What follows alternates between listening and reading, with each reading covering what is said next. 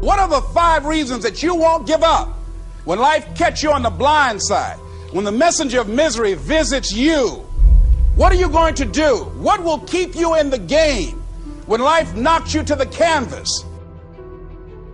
Life's going to punch you right in the face. Life's going to fire you over and over again. You're going to be told you're not good enough. Your faith is going to be tested. Your family's going to look you in the eye and say, how do we get health insurance the next month? I don't know. But I know we're going to make it. You know who's going to bail you out? You know who's going to come and rescue you? You know who's going to come and save the day? No one. No one's going to come and do it for you. You're going to have to do it all yourself. See, the Buster Douglas that fought in the last fight was not the Buster Douglas that fought Mike Tyson. See, the Buster Douglas that got knocked down while fighting Mike Tyson had gotten out of an alcohol recovery center. His mother had died. His wife was ill with a terminal illness. He was considered a nothing, a bum. So when he got knocked down, Buster Douglas had a reason to get back up because he said, I'm dedicating this fight to the memory of my mama. Life is hard, man. That's what it's about. Life is a challenge. If you don't work as hard as you can, if you don't sacrifice everything, if you don't get rejected and keep coming back for more, if you don't get your loyalty tested and your faith tested, you don't love that thing if you bail out. So if you fought through all that, that's love. So you've got to have some reasons that when life knocks you down, and it's going to. Hello, it's going to knock you down.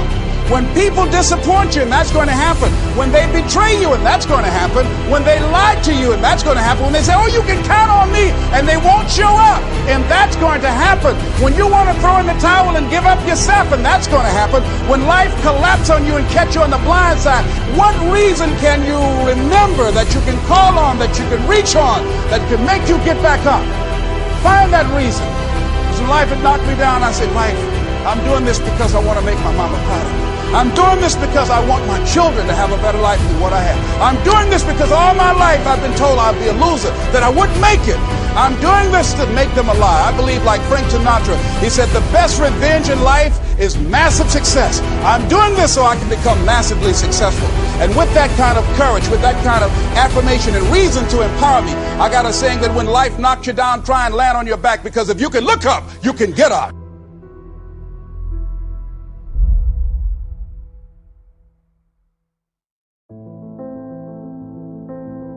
You don't have to be grim, but you do have to be serious. Hey, everybody hopes things will get better, but remember, the future does not get better by hope. It gets better by plan. And hope unaided by clear plans can finally become an illness. There's a Bible phrase that says, hope long delayed makes the heart sick. It's a sickness. I used to have the illness known as passive hope. It's bad. And there's one that is even worse, and that is called happy hope. That is really bad. The man is 50, and he's broke, and he's still smiling. That's bad. So get serious. Make plans. Put them on paper. My suggestion from experience. There's a phrase from the Bible that goes, without dreams and vision, we perish. How true. Humans have this unique ability to aspire, to dream, to go for something, to become something. Without that, life is not life. We must have dreams and never give up on our dreams. I'd like to share a few ways your use of time are affected by or influence the achievement of your goals. Have you ever thought that without some very clear written goals, you never even need to consider managing your time? Time essentials come from objectives well defined. Time can't be critical if objectives aren't defined. Now you might be one of those uniquely fortunate individuals who can keep all their objectives and purposes clearly defined in their minds and operate from that. But I wouldn't take the chance. Write your goals down and set careful priorities. Sometimes priorities are determined by the season. For a farmer in springtime, the season dictates his most important activities. During the spring, a farmer must work around the clock, burn the midnight oil, and keep the equipment running because he has only this small window of time for the planting of his crops. One of the difficulties of living in an industrialized society is the losing of the sense of seasons. When to pour it on, when to ease back, when to take advantage. It's easy to keep going from 9 to 5, year in and year out, and lose a natural sense of priorities and appropriate time. Don't let one year just blend into the next. Keep an eye on your own seasons, lest you lose track of values and substance. Part of setting priorities is learning to separate major activities from minor activities. This is a whole skill in itself, but once you have learned it, it will pay dividends you won't believe. So learn to put everything on your mental scales to be carefully weighed before you spend time or money. Of your sanity is socially distributed. And what I mean by that is, well, let's say that you know how to behave. You're well socialized. You can play with others. Now, I said already in this conversation, if you didn't learn to play with others between the time you were 2 and 4, you will never learn. And psychologists have beat their heads against the wall trying to rehabilitate antisocial children. They can't do it after the age of 4. Is that because areas of the brain just don't develop? Well, it seems to be partly because the kids fall farther and farther behind.